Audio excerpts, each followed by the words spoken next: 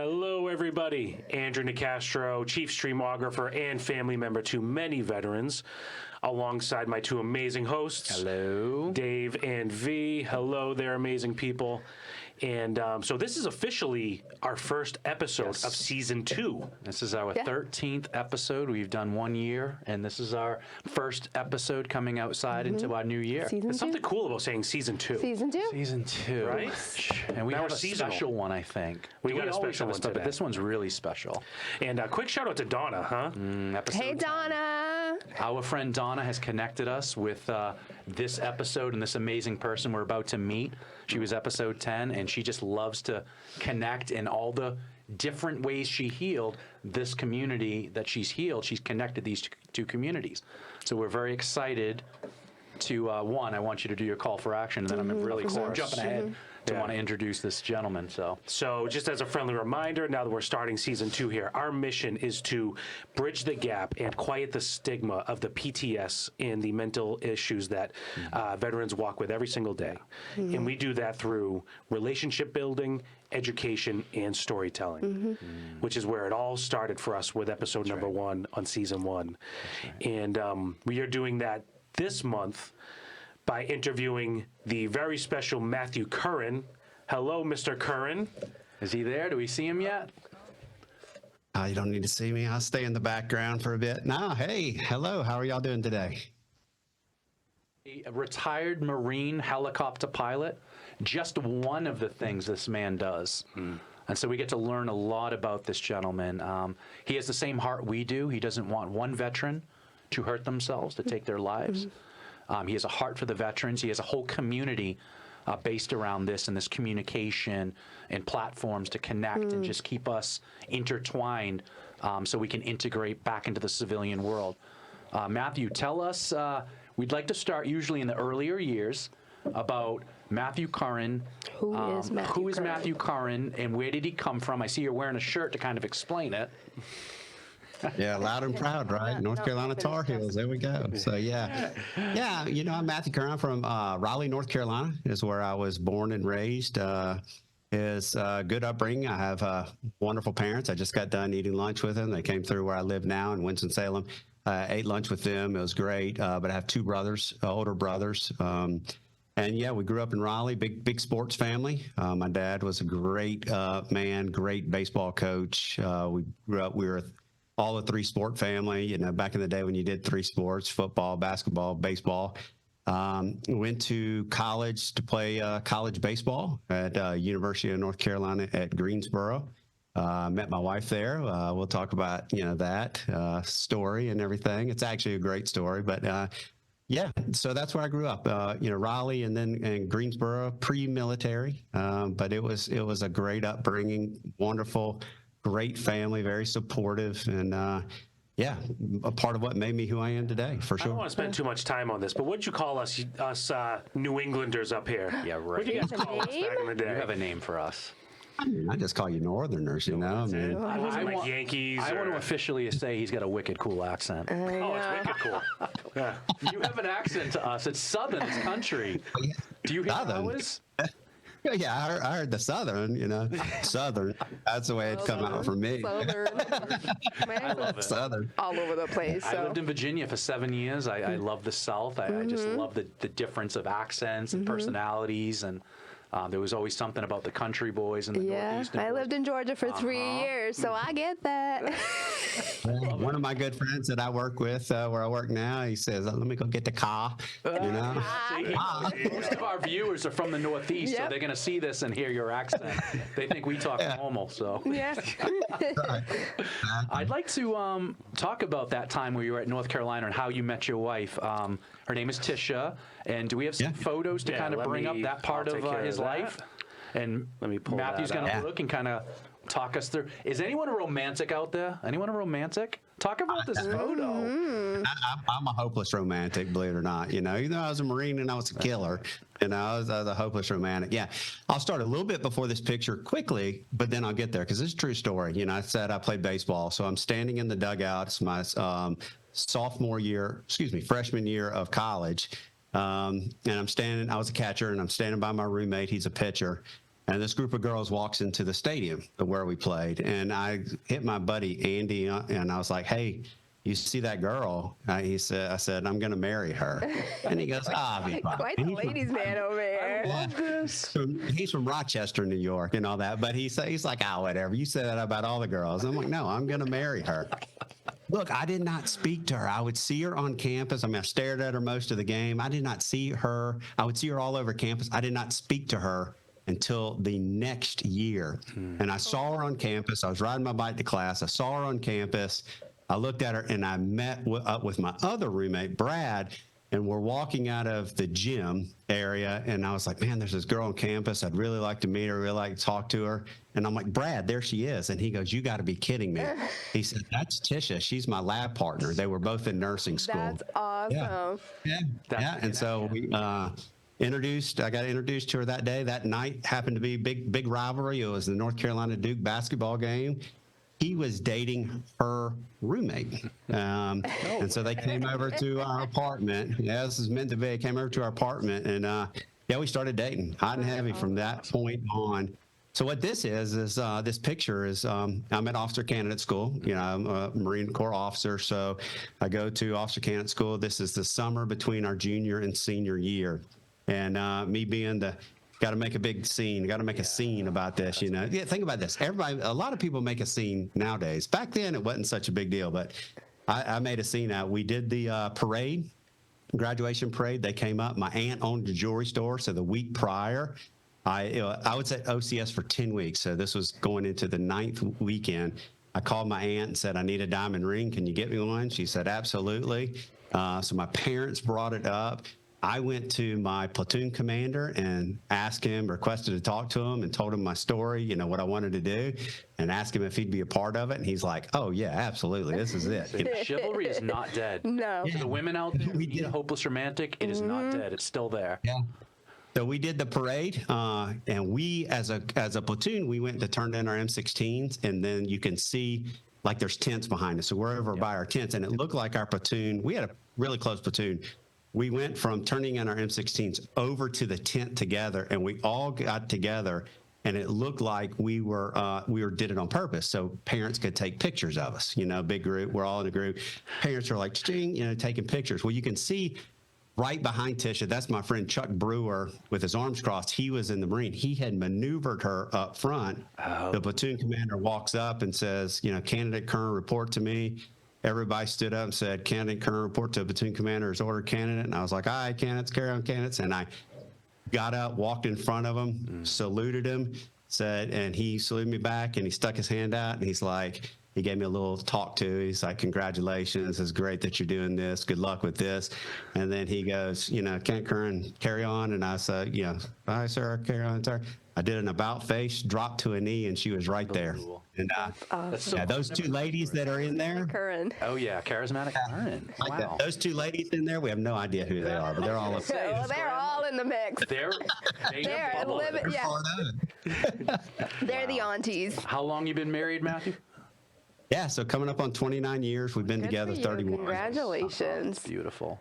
Actually, coming up on 32 years together, been married for 29, coming up May 20th is our anniversary. Next photo, Andrew. I'd love to see if it kind of shifts in. Yeah, so family, yeah. So we have 3 kids. This is my son, Braden. He'll be 27. I'm old, man. Gosh, he'll be 27 coming up March 4th. Great guy, works for Milwaukee Tools, so he's a tool man. Yeah. Selling tools, so I like that. Does a good job. The one on the left is the second oldest. That's Megan. She's 24. Okay. She's at medical school at Georgetown, going to school there. And then the one in the middle is Lainey. She's a sophomore at UNC. We'll talk a little bit more about her because we are writing a book that is very veteran driven. I'm very intrigued on the book. What's the background? Is it Italy? Is it Greece? What are we looking at? Yeah, no, you're looking at Italy. We're on the Amalfi Coast right there. Yeah, it's one of my favorites. So you can always, Yeah, with Megan starting school, you know, medical school, knowing she's going to be covered up, and with everything that my son has a wonderful, amazing girlfriend. Yeah. You know, if he doesn't screw it up, he'll be like his dad. Make a big scene coming up here in the next year or so, or whenever he does. Yeah, she's just wonderful. And so we knew that it was our last chance. We called it the last chance for the Fab Five to go do their trip. And so we went to Italy last summer. Amazing. All right. And Yeah. next. This is not your daughter. Not right? your daughter. Not my daughter. I said it before. I'm like, Man. oh, your daughter. It's a beautiful picture. He goes, that's not my daughter. Explain who this woman is. Yeah, that's Tisha. That's me and Tisha at a UNC football game. Yeah. Yeah, and I said to y'all, I'm playing out of my league, you know. Yeah, wonderful. She's a nurse. She's just a caring heart. She just she works in pediatric ED for Wake Forest Baptist, and just a wonderful, wonderful person, wonderful lady. I got lucky. See? Yeah, exactly. So North Carolina wearing the through. Exactly. Yeah, for sure. Oh. Yeah, and that's the early years right there. That's Pensacola Beach. I was a flight school instructor, you know, back in the day, and that's that's the Fab Five right there. Show. My goodness. Yeah. Look at the Fab Five when they started, you know, to now. It's just awesome. You'll have to replicate that photo. Yeah. You know what? Hey, I was thinking about that the other day. All right, because everybody, I just got a hip replacement. I'm an old man, like I said, but I was sitting in the chair, and that picture's right above me over the shoulder, and I was having that exact same thought. Absolutely, you absolutely have to. Yeah, you have to do it. I would love that. Yeah, absolutely. Good, great That's so memory to funny. have. Okay, so Now, this what is is us this? talking about the many skill sets and jobs of Matthew Currin. So he, as we said, a retired Marine helo pilot. You can see this is not a Marine helicopter, but Matthew, we're going to start with, you are a helicopter pilot. Why and how did you choose helicopters and the branch of the Marine Corps? Yeah. Well, you know what? Honest answer is, you know, I was a little naive. I always wanted to be in the military. And so when I first went to school, I had great ambitions to doing Air Force ROTC and play college baseball at the same time. Well, that's impossible. College sports is a full-time job. If you're going to play one sports, you're working, you know. We would start practice at 5:30 in the morning, have to get up 5:30 to 7:30, be at class from 8 to 12. Then we would practice from 1 to 5:30, then we'd eat and we'd go to study hall. That's a typical day. Yeah. I tried to do Air Force ROTC, had to quickly drop back because there was no way that was going to happen. And so I found the Marine Corps one day, just walking through the cafeteria area. They had something. So the naive part of me, I didn't even know the Marine Corps had aviation. Yeah. I did. I was naive to that. If I'm going to be honest, I'm like most people. I have the thought process. I'm going to go be a jet pilot, fly F-18s and do whatever. And, I got to flight school and, I was tracking. Everything was fine. They had what was called a fleet fly-in where they brought the Cobras, the Hueys, a 53 and a CH-46. These are all the Marine helo, Marine aviation. Yeah, that's all the Marine aviation helos. And I just kind of was like, you know what? That's my personality. That's who I am.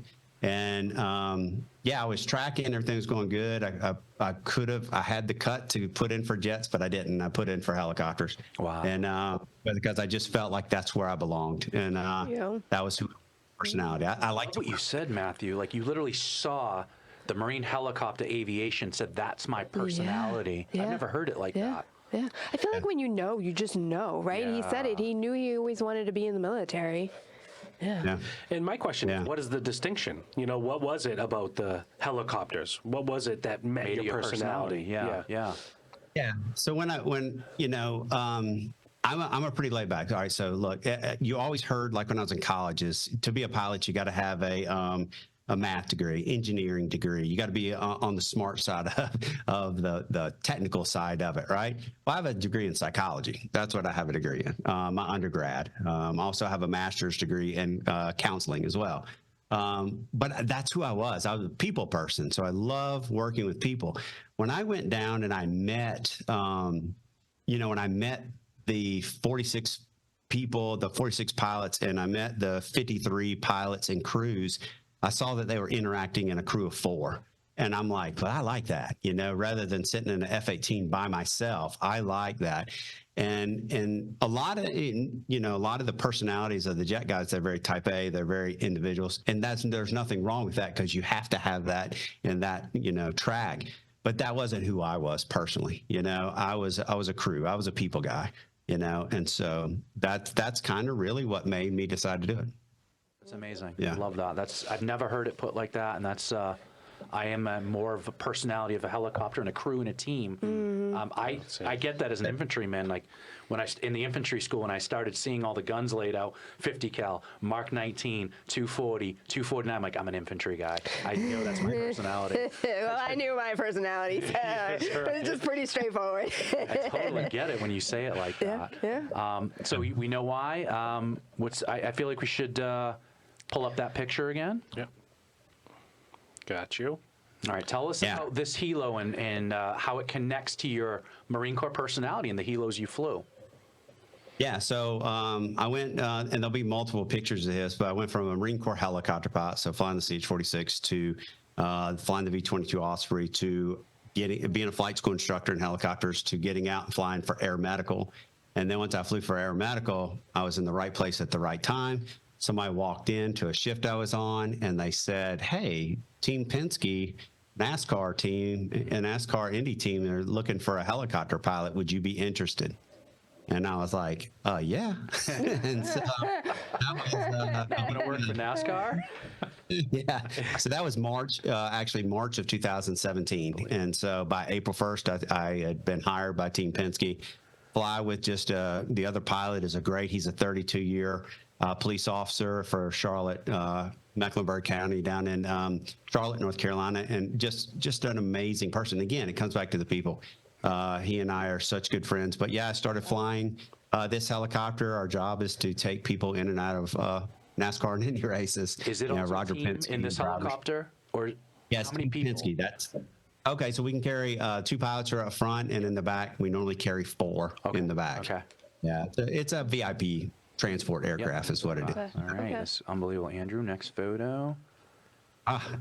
COVID happened, right? So when COVID happened, it rocked the world. And so what ended up happening with Penske is that they came back and I guess I fooled them. They came back and we were going to sell the helicopter at one point because no fans in the stands, no reason to fly a helicopter in and out of the track. Right. So they asked me if I wanted to go learn how to fly a Gulfstream 280. And This so, guy is living our best lives. Oh, yeah.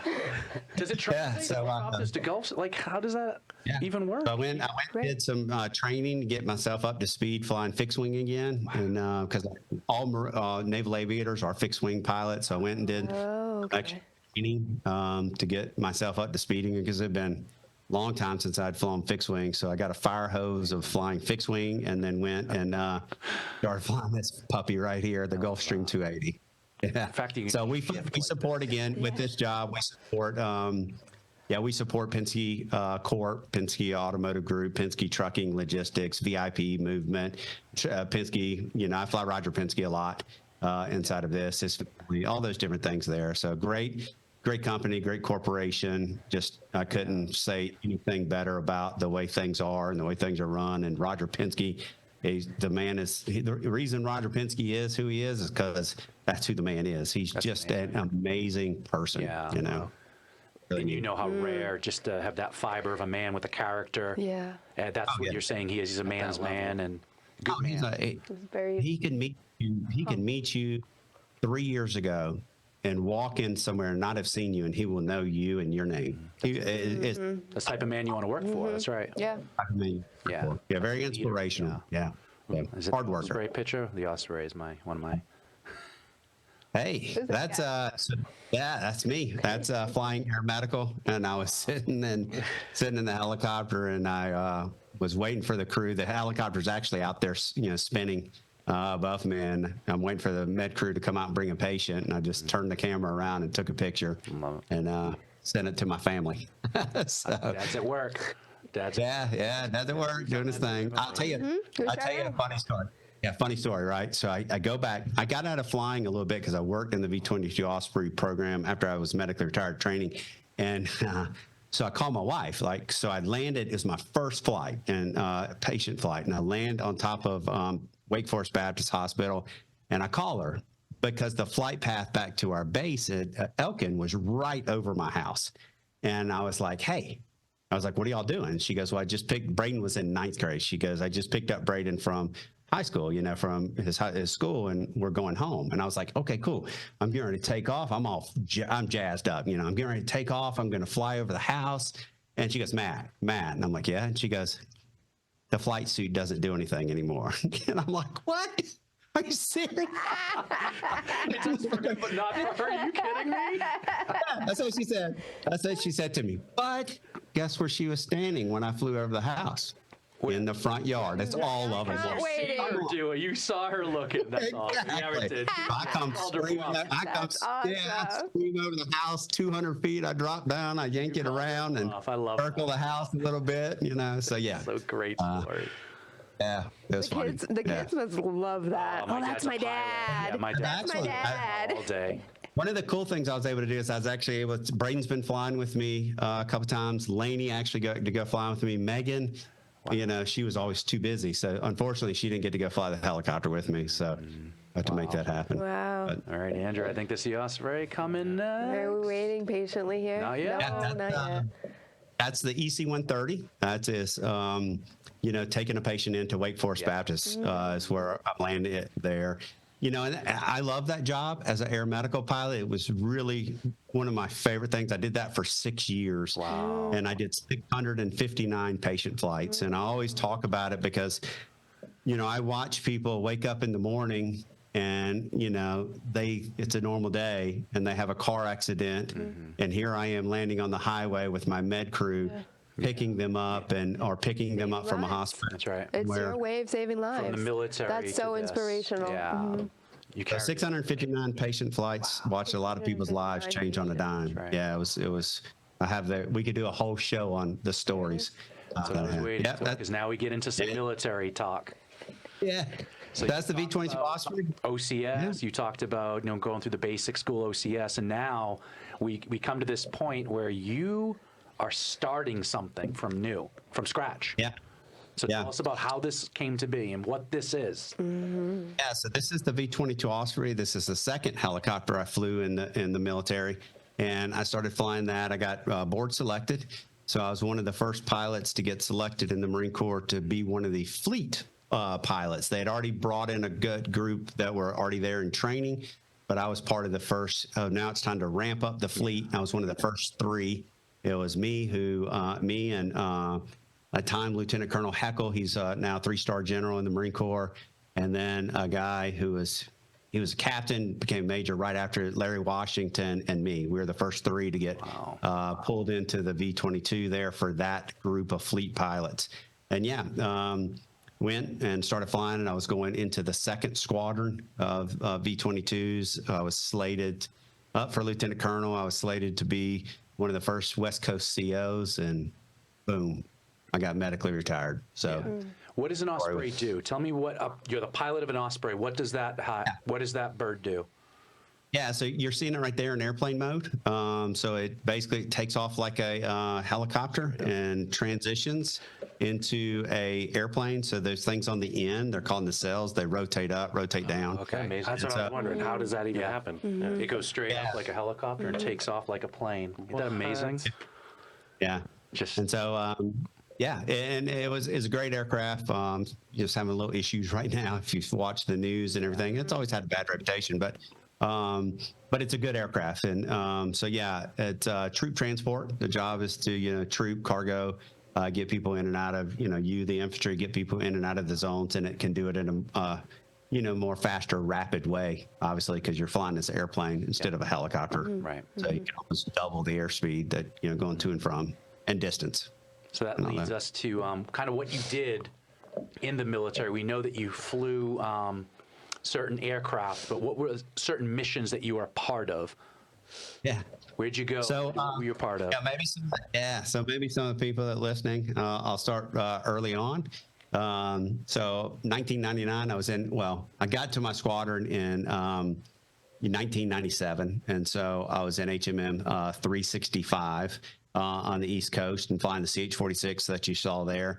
99 was our first deployment, and that was Operation Allied Force Kosovo. So we were part of we called it, in the Marine Corps, we called TRAP, the Tactical Recovery Aircraft and Personnel. So if you remember the O'Grady mission where they went in and got Scott O'Grady when he got shot down, that wasn't us. We were the southern half. They were up on the northern half. So if anybody would have gotten shot down on the southern half, that would have been us. Now, what ended up happening is when the air campaign ended and the treaty was signed, then it became a ground campaign. And so we ended up going in up through Greece, up through Macedonia, into Kosovo, and did operations out of southern, the whole state of Kosovo, a whole country of Kosovo, Yeah. So, for example, some people watching may know Camp Bondsteel. Did you ever go there, Camp Bondsteel? I did. I think we talked about that. Yeah, I was the first person when I landed on Camp Bondsteel, and I couldn't find the picture, but I was the first person to land a helicopter on Camp Bondsteel. It was nothing but grass. It was nothing. It was not even. What was in Camp Bondsteel? Burger King. Yeah, there was no Burger King. Yeah, Burger King's around in war zones. You're still going to find these things. It's just amazing, isn't it? Yeah. It was nothing. It was a grass hill. So I landed on Camp Bondsteel, and we literally did like the survey.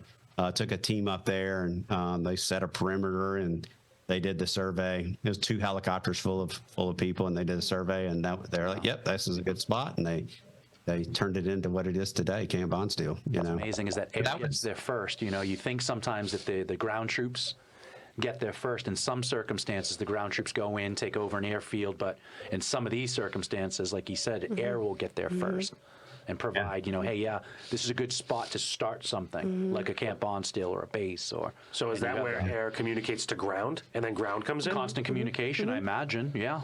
Sure. Yeah, I mean, it was our job. That's who we were taking in the ground guys, the air. And so we took in 2 teams, and they did everything, the surveys and everything they needed to do. And then the next thing you know, we had a big movement up in there via ground and air. And they built Camp Bondsteel into what it is today. But, it first started with, Marine infantry, putting Marine infantry and logistics on the ground there to start the building process. So 1999, he started this because that was the Kosovo time frame, and he's been doing missions. Something, once again, with all of our usually military, we talk about 9/11. And so, Matthew, with 9/11 occurring, how were you involved in what was to happen next in that mission? Yeah. So I had gone and become, for my squadron, what was called a WTI. That's a weapons tactics instructor. And that's basically a Marine Corps Top Gun. So I was the tactics officer for one of, for the squadron, one of the WTIs. We had multiple in my squadron. And I was on leave on 9/11, and I was at a music class. My wife had my son at the doctor. I had Megan at a kinder music class, beating on bongos and, beating on drums there. And this lady walked into the classroom and said, "Hey, airplane just hit the building, one of the Trade Center buildings." And she walked back out. And then she literally walked back in and said, "A second airplane just hit another building." And I literally, without saying a word, grabbed Megan up and hit the door. And we were leaving. So when I got home that day, it took us a while to get back on base because they were checking every car, properly. Got back on the base, and my phone was ringing. They're like, "We're leaving tomorrow. Yep. Pack your bags." So I did some preparing. I went the next day. Called my wife at the end of the day, said, "Come pick me up." Went the following day, called my wife, said, "Come pick me up." She picked me up literally, and she said, "If you don't leave tomorrow, don't come home. Go stay in the BOQ." She goes, "Her son cannot figure this out. You're telling him bye, and you're coming home at night, and he thinks you're gone. Yeah. And you're coming home." So we left the next day. Originally, we were supposed to head up to New York and fly bodies out of the Trade Center. That was the initial mission. They weren't finding any of the bodies, so we didn't end up going to New York. We started going straight across, started steaming to the west east, excuse me. And, we did a rehearsal exercise in Egypt. And after we did the rehearsal exercise, I got flown off the ship, me and a guy named C.J. Williams, who was a major at the time, Mike Prosser, and he was a captain. I was a captain. We flew over to Bahrain. And had to find our way there. We literally had to figure out how we could get there. Literally, we're begging, borrowing, stealing, getting rides, and all that. We get to Bahrain and get taken to this place, and it's me, CJ, Mike, and and the chief of staff for this little-known guy named General Mattis and Mad Dog Mattis, and we planned the airfield seizure. Nobody.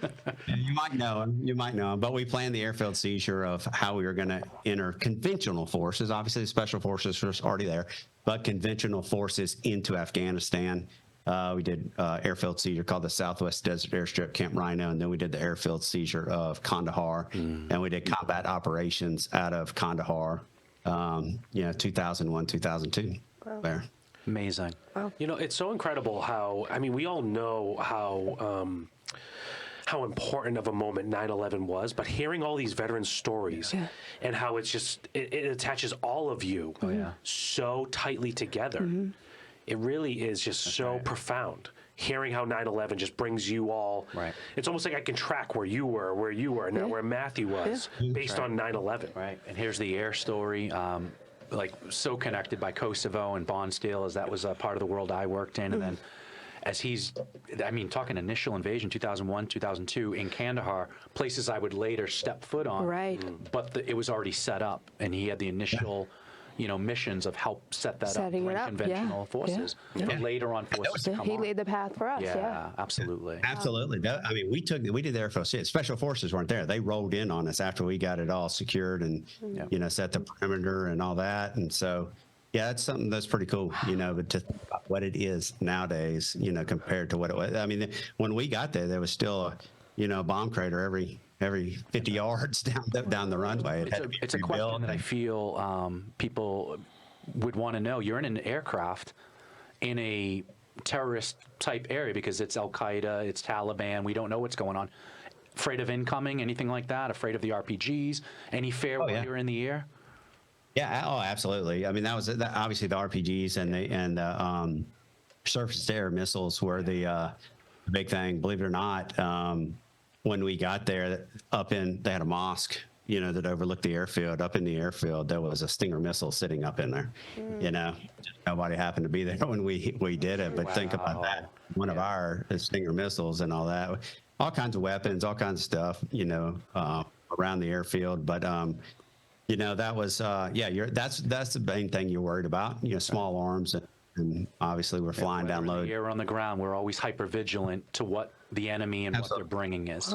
Yeah, amazing. Absolutely. Yeah. Matthew, based on his time, has started a community, and we'd like him to bring the story of why he started this community and the story that motivated him to start it. So, Matthew, what is Convene Communities? Yeah, why'd you start it? Yeah. So let's talk about the why behind it. Convene Communities is a online platform to bring individuals together. But let's talk. To understand what Convene is, you got to know the why. And so let's go back to July 9th of 2001. I was out doing a routine training exercise. We were doing a night vision goggle flight of a Section 2 CH-46s, and we were going to do practice shipboard landings. We were supposed to leave the next week to go out and do on-ship exercise off the USS Bataan. So we had to get our people up to speed, our new guys, new crew chiefs, new pilots, qualified to be able to go out to the ship. So we get delayed in the flight a little bit because of the weather. And so we walk over to Subway, we walk back, and I walk into maintenance control, and I'm going to get the aircraft and sign for the aircraft. That's like signing for the keys. And when I walk in there, Sergeant Clark Beatty is in there, and I got to explain a little bit about who Sergeant Clark Beatty was. He was my combat crew chief. So when I checked into my squadron, back in 97, and I got out of my car in my Alphas, and this young corporal got out of his car in his Alphas, and he saluted me, I saluted him back, and we walked into the building together. Well, that was Corporal Clark Beatty. Yeah. And and so we go in and we walk up the stairs, and when we walk up the stairs, I go see the XO, he goes see the sergeant major, and when we come out, we're partnered. He's my combat crew chief, so we're going to grow together, and we did. We literally grew together. So I would do the majority of my flights with him, not all, but the majority of my flights with him. So this particular night, I was scheduled to fly with him, and I walk into maintenance control. He has the book. And I say, hey, bro, give me the book. And he goes, well, hey, we're not flying together anymore. We switched the schedule. And I'm like, okay. And that wasn't uncommon. He goes, well, I'm going to let this new guy, Sergeant Salah, fly with you tonight. He's new to the squadron. Just got here from Okinawa. But he's going to fly with you tonight. He's a night system instructor, WTI, gives me his background. And he goes, so, but we're scheduled together tomorrow night. Okay. So I get the book that I'm flying. I sign it. We'll see you later, or see you tomorrow, or see you after the flight, whatever we said. And we go off and we take off. I take off single ship. They take off single ship. The idea is that we're going to rendezvous down at the LHA deck. We're going to do our single ship bounces, and then we're going to go from there and do some flying together as a section, practice landings and stuff like that on night vision goggles. Well, long story short, I'm sitting on the LHA deck. We're having an aircraft issue. We're talking about what's going on. And I asked the gunny, that's my aero observer in the back. I'm like, where are they at, gunny? He said they're on downwind. I'm like, okay. We keep talking about our issue that we're having, what's going on. And I say, hey, gunny, can I lift? And he goes, sir, they're not there. Did they call departing? And Sergeant Salah said, what do you mean, gunny? Aircraft just don't disappear. He sticks his head out the aircraft and he goes, sir, are there rocks in this water here? And I'm like, no. He said, come up now, sir. They're in the water. And basically what happened is they made a 12-second human error. And from that 12-second human error, they flew the helicopter straight into the water.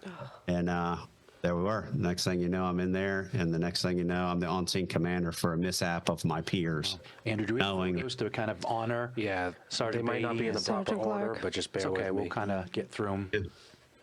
Well, that go back. There's me. And go back to that picture real quick. I'll show you. Yeah. Yeah, that's Kandahar 2001 right there, you know. It's so funny. It's so funny how many people have that exact same picture with Kandahar in it. Looking in the background, Because like, you can see Kandahar, yep, with the Arabic It's writing. still there. I talked to a guy that was there in like 2008, and he's got the same picture of Kandahar right behind him. Right. Yeah. This next photo is that one we're talking about. Yeah, so this is the mishap. This is them the following day, where they're out there following day or next day, where they're bringing the helicopter up out of the water. You can see that it's the water was very shallow, so it's basically where they hit is that shallow, and they're getting ready to pull the helicopter up and out of the water and put it on that barge and recover it. It's something to losing a friend, like you heard V's story of losing the person who took over her squad. I lost Jeff Kirk in Fallujah, and now you're hearing Sergeant Beatty, Matthew losing him. There's something about losing a friend that just does the something seeds at to you. It's our- that survivor's guilt. Yeah. Yeah. And what do we do you know with that seeds, and what do we do with that? Right, you know? right. How do we grow from that, right? Yeah. Speaking of Fallujah, you know the story, the line of Fallujah. Oh, yeah. Yeah, so I was one of my best friends was his roommate at the Naval Academy. He used to come over. In fact, I have a good story about he jumped out of my helicopter from 10,000 feet, and they had caught a Rolex to tell him to delay, and I turn around and they're gone. Already out. Already gone. Yeah. Matthew had taken many special operations, Australians, different branches. You took them out. Yeah.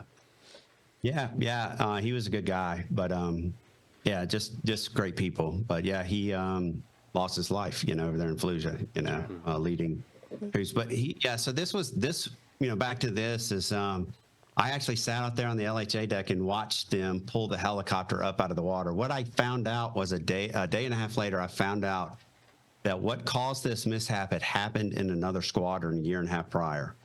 And it's just like any military unit, we screw things up sometimes and we say, hey, what just happened in that helicopter stays in that helicopter. Don't share it, keep it quiet.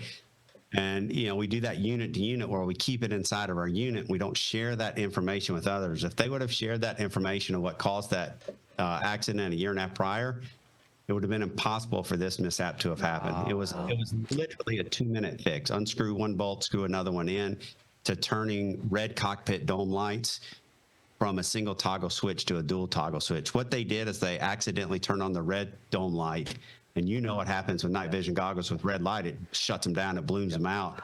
And so, but that didn't mean they couldn't fly the helicopter. Yeah, they could have leveled the wing, centered the ball, and climbed away, but everybody focused on turning the light off. Wow. They didn't mean for it to happen, They didn't know for that to happen. But it would have been impossible to turn that red dome light on if it was a dual toggle switch. Simple fix, 2-minute fix.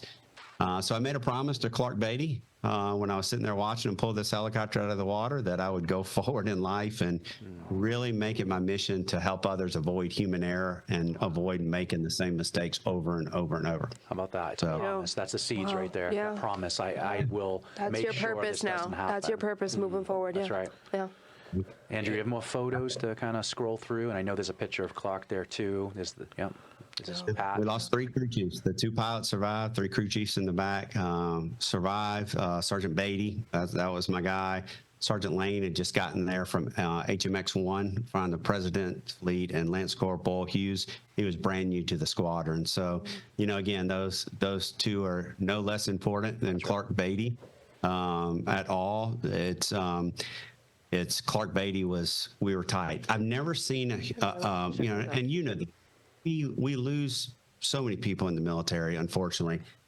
Clark Beatty has this, there's something about the loss of him and not Lane, and Lane and Hughes, but something about Clark that holds our squadron together still to this day, because he was that special of a person. And Sergeant Lane was too, and Sergeant Lance Corporal Hughes was too. But man, the loss of Clark, to me, it just sinks in. And so that's good buck sergeants, right? Those senior enlisted men who kind of are that divide or connection with the officer corps, yourself, and the other ones below. They have such a tangible leadership to them that they hold it together, like you just said. That's him. That's who that was. That was him. Yeah. And he was such a leader. He was so good. And I know we have a picture of him, Andrew, coming up. Oh. And that's him. That's him on the left, standing right there in front. Yeah. So that's Clark. Like I said, just an amazing person, Yep. And we had such a good relationship. Like I said, I called him bro. We were the air wing. So but we had closer than other. Yeah. You are, because you're every day. There's 3, 4, 5, or 6 of you just on a crew. You're a team. You're a family. Yeah, family. That's You're a the family. best way to put it. You become family. That's right. Yeah. Yeah. So in came. That's Convene Communities. Yeah, that's me and Eugene Brown. He's an Army vet there. He's a big part of Convene. That's he and I a couple years ago doing a podcast at our other office that we had. But so it's again, telling stories. Eugene, how I met Eugene.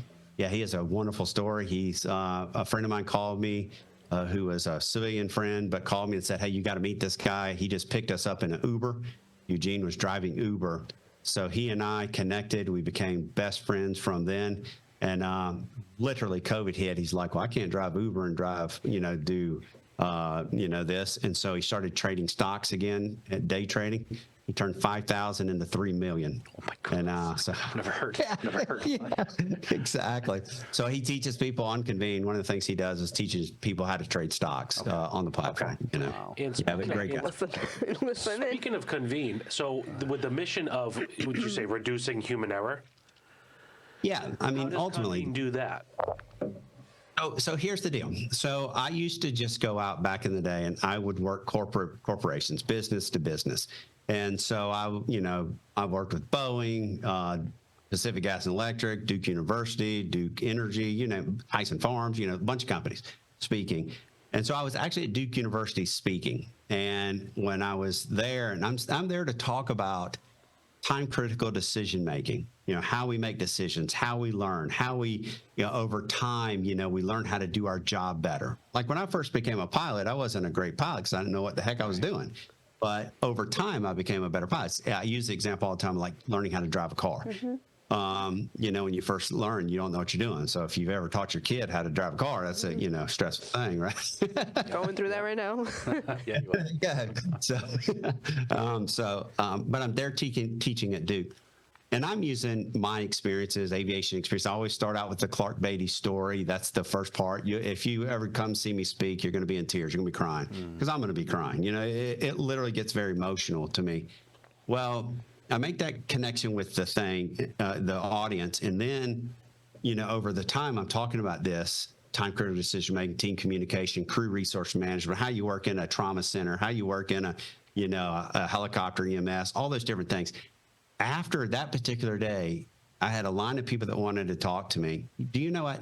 Not one person talked to me about time critical decision making. They would say, "Can I talk to you about my marriage?" Can I talk to you about my relationship? Can I talk to you about parenting?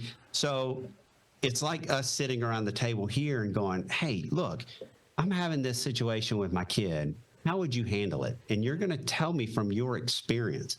And that's really the thought process, is that why am I going to keep this just working corporate, business to business, corporations? Let's create a platform of community and let people take the platform and grow whatever direction that they want to grow with. Wow. We can create a military and veteran community. We can create a parenting community. We can create a youth community. There's nothing off the limits of what communities people can create, but Convene is just a shared learning platform. Because here's the deal. I can stand up and teach you whatever topic. Let's say I'm going to talk about PTS and I'm going to talk about moral injury. I'm not the only expert in the world on that. Yeah. I'm not the only one who has a story about what I've gone through. A lot of lived-in experiences to be shared. Yeah. Right. That's what y'all's podcast is about, is sharing these experiences, sharing these stories. And so can we create these environments where people can come in and lift each other up and tell their stories and know that they're not walking alone? Again, if we transition, talk about veterans, Right. a lot of times veterans, we think we're walking alone. We're the only ones who dealt with this. And so, no, you're not. I've been there. I've done it. I've been through this. Come on, let me grab you. Let's It's a go. way to break down those barriers and take away some of the stigma that's associated or affiliated with a lot of these little topics that we're kind of teeter-totter around. Well, and let people know their story matters. Their story Absolutely. matters. What you went through matters, and we're going to help you along the way. So I left that talk, and I'm like, we got to create this resource. We got to create this platform that's for anybody and everybody. I went back and got my degree in my master's degree in counseling. That was important to me, and Christian counseling is what I have it in. And it's I work with veterans. I work with an organization called Heroes to Heroes. I've been a board member and part of, you can see it up there, wherever it is, the Wounded Warrior Umpire Academy. Wonderful organization. I was a board member there. I was an honor grad right there. Honor grad. Yeah, no big deal. Love that. No. Yeah, no, I'm a veteran. but I was How do I connect to Convene? What's that? How do I connect to Convene us how we Communities? can do the connect. veterans? Yeah.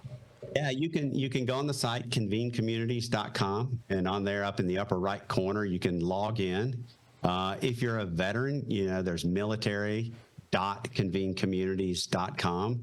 You can go to convene.convenecommunities.com. Okay. So convenecommunities.com will give you the overall, here's what the site's about, but the platform is actually convene.convenecommunities.com, or you can go to military.convenecommunities.com if you're a military person. There's lots of different communities in there. And we're really growing right now. We've hit the stride.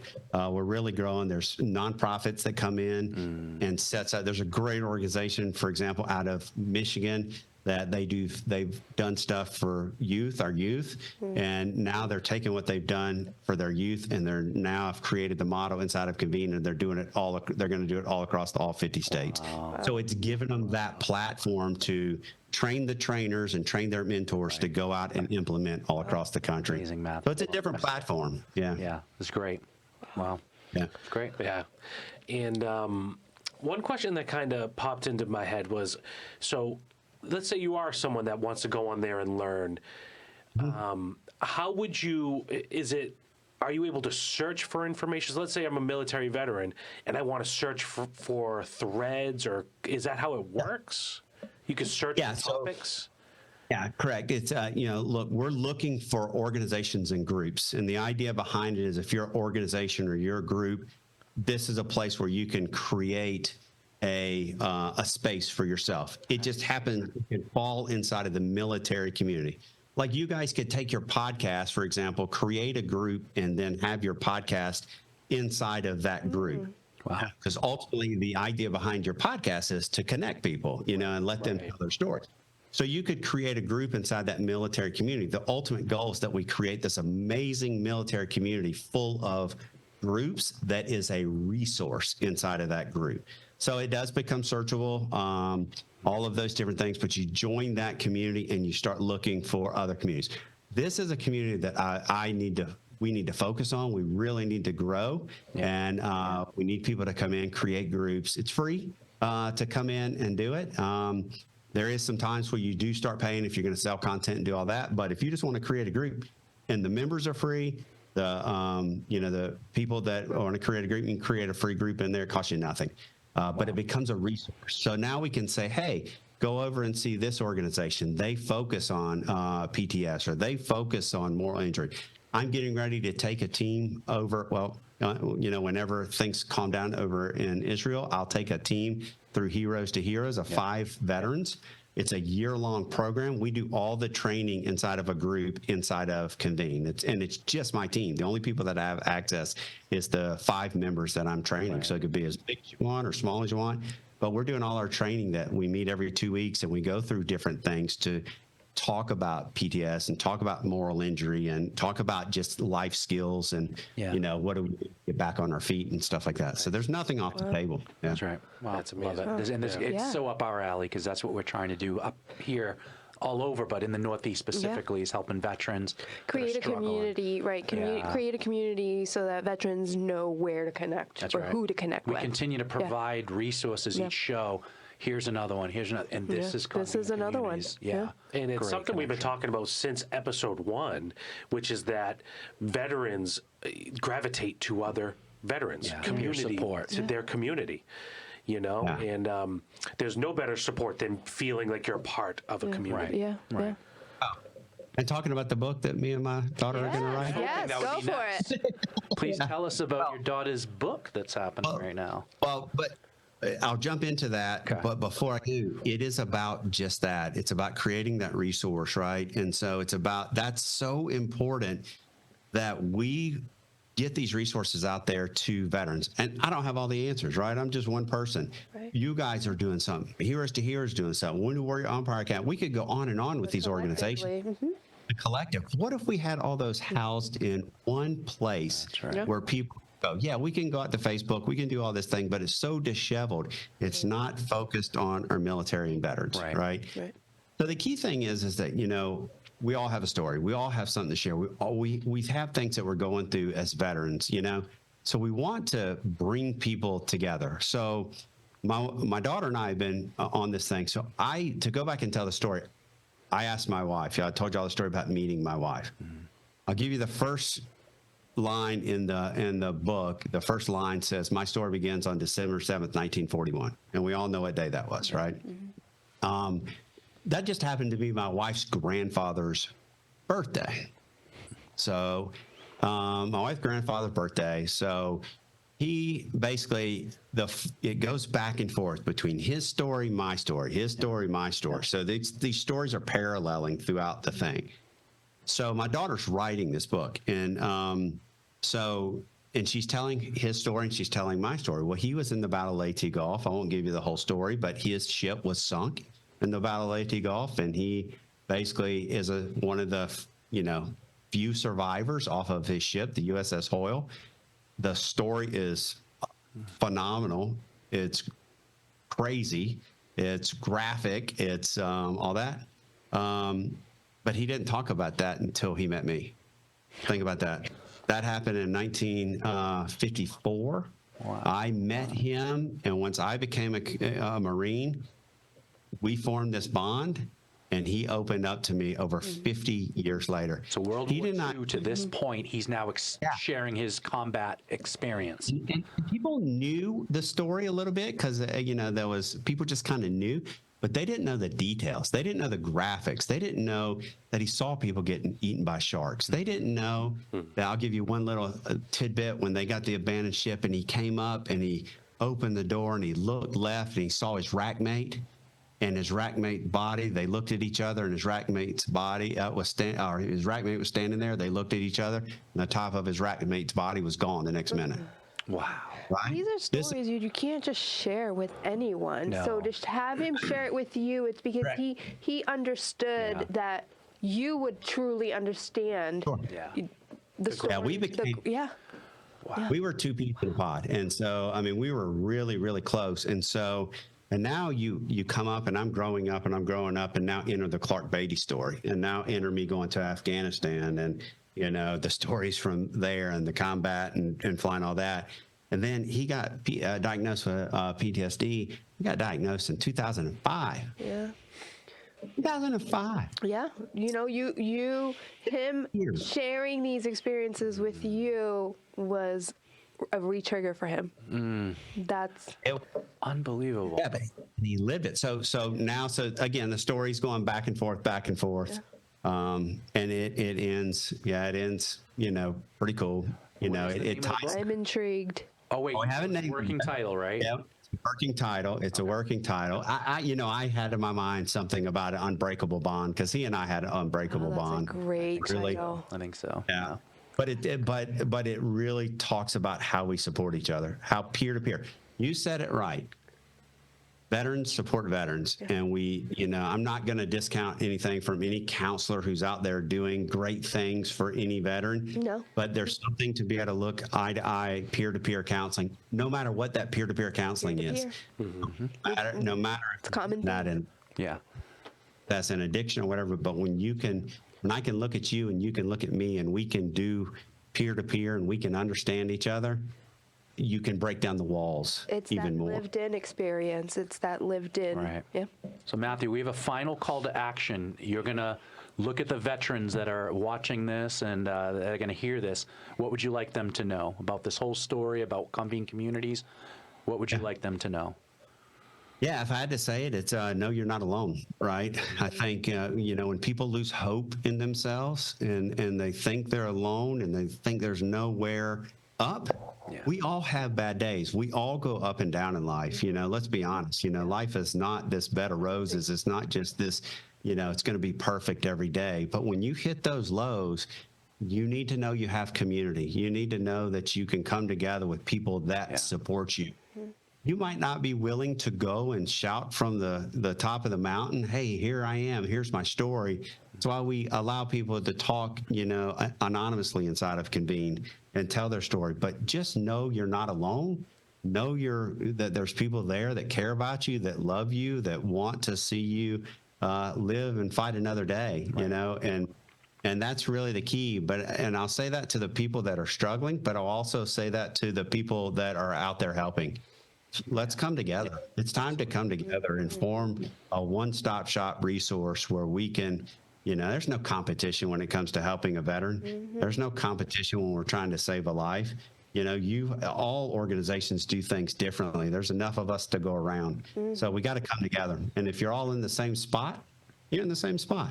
That's right. But we're all accomplishing the same mission, and that is to lower that number and to really help people get back on their feet and strive. Lower that number. We went from, again, we don't label it a number because we don't want to say we're one of those numbers, but from 22 to 17, because we're going to expose the lies, the darkness, the shame, the isolation. It's like he said, in community. Come to the coffee socials Friday morning. If you don't want to talk yet or shout from the mountain, go be in the presence of other veterans with peer support.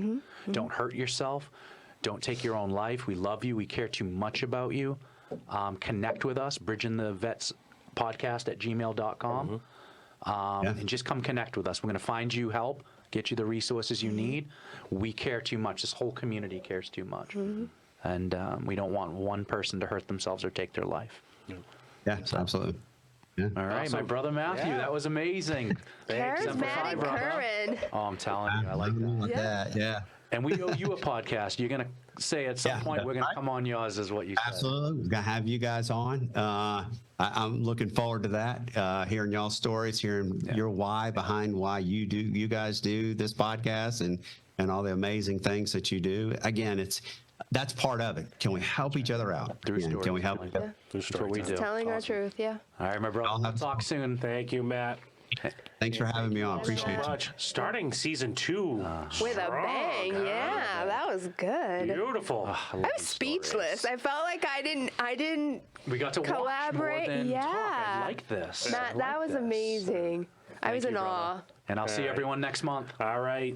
Alec, go ahead and finish with the intro roll. You can just play that video. Thank you all.